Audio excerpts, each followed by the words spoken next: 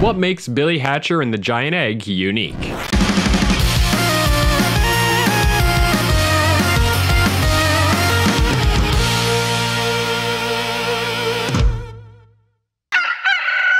Nothing says Halloween quite like dressing up like a chicken. Billy Hatcher and the Giant Egg was released for the Gamecube in 2003.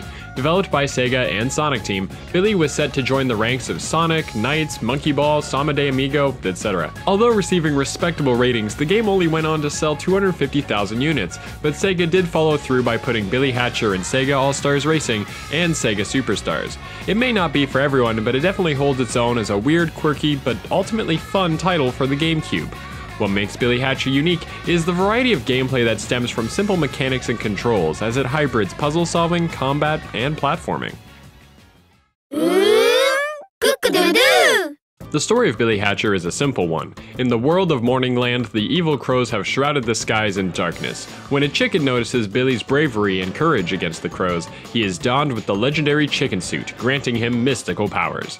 It's corny for sure, but that's the beauty of games from this era, marketing towards a younger audience and trying to create new IPs. Luckily, the gameplay is something original. Producer, Yuji Naka, mentioned that the game uses an evolution of the Sonic Adventure 2 engine, and it shows in the physics.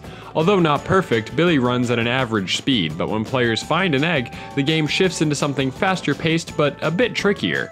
The egg needs to be pushed from behind, restricting the ability to make sharp turns. When controlling an egg, players have the most options at their disposal. They can fire the egg along the ground, but with added backspin allowing players to control how it returns, and as it hits enemies, many can go flying into other enemies.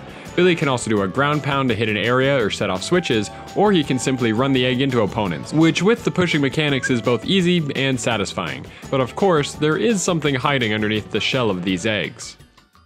Enemies drop fruit when defeated, and running over the fruit with an egg will help it grow larger and larger. It's important to get an egg as large as possible because when it reaches its max size, Billy can hatch it and receive what's inside. The contents can vary from power-ups to collectibles, extra lives, and even animal companions. These companions can be used as an attack while not wielding an egg, and gives Billy more tools to his arsenal. Dealing with waves of enemies with these creatures' powerful attacks is both satisfying and fulfilling, as waves of enemies can go down easily. These companions are also used as tools to progress through the stages, giving their few abilities a bit more utility. This puts an importance on protecting eggs while trying to progress through levels. It's easy for enemies to destroy them, or they can fall off the map while trying to get through the platforming sections. There's also the first mission of each world, which sets Billy on a quest to free the Elder of the world from his egg, which is very delicate and can lead to many game overs if players aren't careful.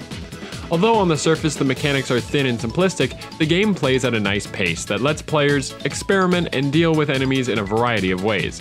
Completionists can farm all the eggs in an area to get the collectibles and power-ups, while speedrunners can find optimal routes to the necessary eggs in order to blaze through the levels. Of course, this comes with a lot of risks in later levels, but it's beneficial to allow players the ability to speed through levels if they'd prefer. The bosses of each world even have a variety of vulnerabilities that can be a challenge to catch, but they all balance the easy-to-learn, hard-to-master framework. Luckily, the game also has L targeting to help players control their egg while keeping an eye on target. Billy Hatcher may not have aged too well, but from the early ages of the GameCube, PS2, and Xbox era, it's not surprising. Meant for kids, its family-friendly exterior may throw off a lot of players, but no doubt it has the same thought and dedication to its design that other Sega titles at the time had held. With lots of ways to control Billy Hatcher with a variety of moves and attacks, players can feel out levels and puzzles with ease, but playing cautiously is a virtue, as it's very easy for things to go wrong with the sometimes finicky physics. Not for everyone, but with the same cute, lovable, and intriguing designs that Sega is known for, it belongs in most GameCube fans' libraries. That is what makes Billy Hatcher and the Giant Egg unique.